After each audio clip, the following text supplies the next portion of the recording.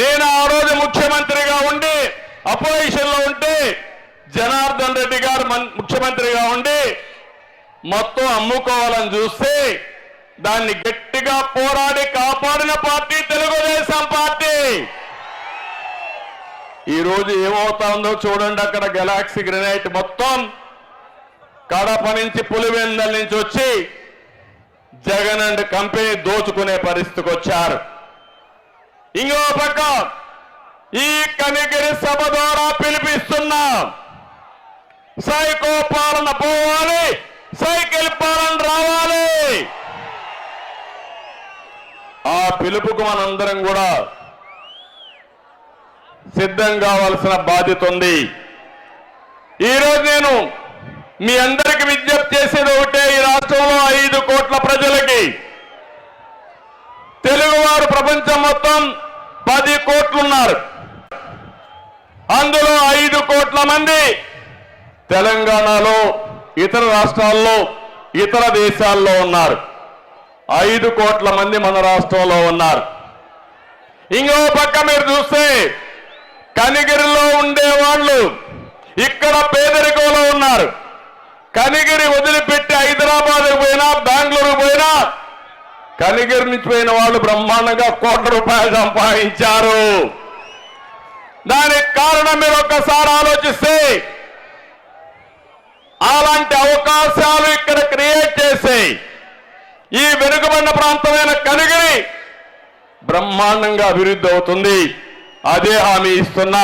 తప్పకుండా దశ దిశ కనిగిరికి మార్చే బాధ్యత తెలుగుదేశం పార్టీ తీసుకుంటాం. ప్రభుత్వం అనేది 5 సంవత్సరాలకు ఒకసారి మ్యాండేట్ ఇస్తారు. మీరంతా మీరు అనుకుంటే ప్రభుత్వాన్ని ఎన్నుకుంటారు. ఎన్నుకున్న ప్రభుత్వం ఒక ట్రస్టీగా ఉండాలి, ప్రజలకు మంచి చేయాలి. 5 సంవత్సరాల తర్వాత మళ్ళీ ప్రజల్లోకి వచ్చి నేను ఈ పనులు చేశానని చెప్పే ధైర్యం ఉండాలి. నేను అడుగుతున్నా, ఈ 5 సంవత్సరాల్లో మీకు ఎవరికైనా న్యాయం జరిగిందా అని మిమ్మల్ని అడుగుతున్నా.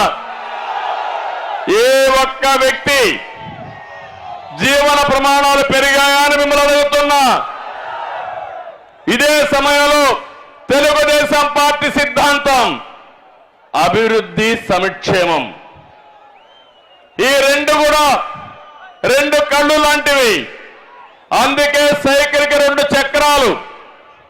ఎప్పుడు కూడా మీరు ఒకసారి గుర్తుపెట్టుకోవాలి, ఈ దేశంలో సంక్షేమ కార్యక్రమాలకు నాంది పలికిన పార్టీ తెలుగుదేశం పార్టీ.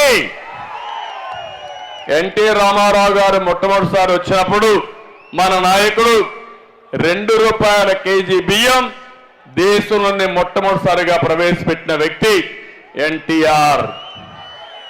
సగం ధరకే చీర, దోవతి,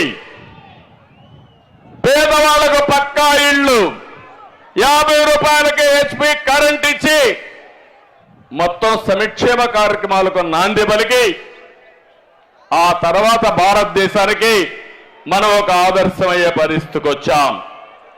అయితే ఇటీవల 5 సంవత్సరాల నుంచి ఎక్కడా అభివృద్ధి లేదు. ఏమి అభివృద్ధి జరగకుండా బటన్ నొక్కే కార్యక్రమం పెట్టానంటాడు. నేను అడుగుతున్నా మిమ్మల్ని అందరినీ, మీకు ఇచ్చేది 10 రూపాయలు మీ దగ్గర దోచుకునే తమ్ముళ్ళు 100 రూపాయలు అవునా కాదా అని మిమ్మల్ని అడుగుతున్నా. ఏంటి దోపిడీ?